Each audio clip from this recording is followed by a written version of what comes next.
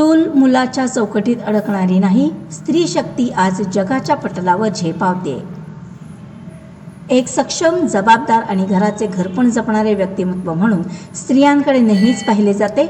कुटुंबाची घडी सांभाळणे, सामाजिक बांधिलकी जपणे, संस्कृती परंपरा टिकवणे आणि विचारधारा आत्मसात करत स्वतःचे आयुष्य घडवणे ही मोठी जबाबदारी महिलांनी वर्षानुवर्षे खंबीरपणे पेलली आहे. घरातील प्रत्येक सदस्याची काळजी घेत असताना स्वतःच्या स्वप्नांना आकार देणे हे महिलांसाठी नेहमीच एक मोठे आव्हान राहिले आहे. मात्र या सर्व जबाबदाऱ्यांचे ओझे सांभाळत महिलांनी आज प्रत्येक क्षेत्रात यशाची नवी उंची गाठली आहे. ही समाजासाठी अभिमानाची आणि कौतुकाची बाब आहे. आजची महिला केवळ घरापुरती मर्यादित राहिलेली नाही.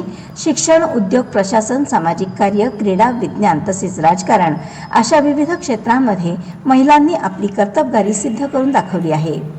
अनेक अडचणी, संघर्ष आणि सामाजिक बंधने पार करत महिलांनी आपल्या जिद्दीच्या जोरावर यशाची शिखरे सर केली आहेत. त्यामुळे आजच्या स्पर्धेच्या युगातही आम्ही सक्षम आहोत.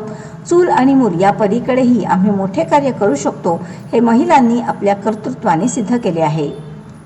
आज जगाच्या पटलावर स्त्रिया आत्मविश्वासाने, अभिमानाने आणि ताकदीने पुढे जाताना दिसत आहेत. त्यांच्या कर्तृत्वामुळे समाजाच्या प्रगतीला नवे बळ मिळत आहे. महिलांचे हे यश त्यांच्या वैयक्तिक कर्तृत्वाचे प्रतीक नसून संपूर्ण समाजासाठी प्रेरणादायी ठरत आहे, असे प्रतिपादन अखिल भारतीय गुरव समाज संघटनेचे शाहूवाडी तालुका अध्यक्ष आणि लोकशांती कोऑपरेटिव्ह क्रेडिट सोसायटीचे संचालक बाळासाहेब गुरव यांनी केले. नमस्ते, माझे नाव सदानंद विठ्ठल गुरव, अध्यक्ष अखिल गुरव समाज संघटना, संचालक Lokshanti cooperative credit society limited, Mumbai. प्रथमतः जागतिक महिला दिनानिमित्त माझ्यासोबत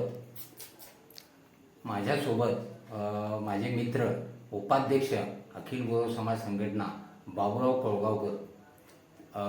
प्रथमतः मी जागतिक महिला दिनानिमित्त सर्व महिलांचे हार्दिक अभिनंदन करतो.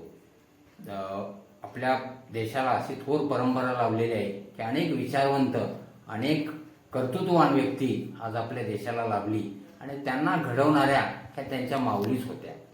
आज त्या माऊलींना माझा आज मानाचा मुजरा.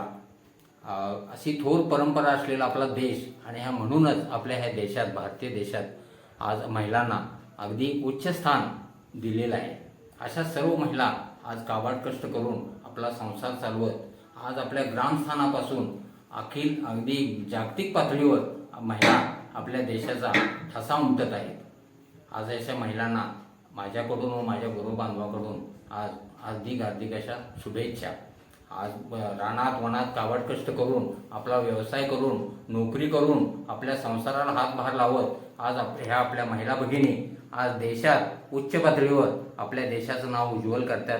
अशा भगिनींना आज आपण प्रोत्साहन नुसतं देऊन चालणार नाही, तर त्यांच्या कर्तृत्वाला, गुणाला वाव देऊन त्यांना योग्य यथोचित सन्मान देणं हीच आज काळाची गरज आहे. आणि शेवटी परत एकदा माझ्या सर्व भगिनींना माझा मानाचा मुजरा, हार्दिक शुभेच्छा. जय हिंद, जय महाराष्ट्र.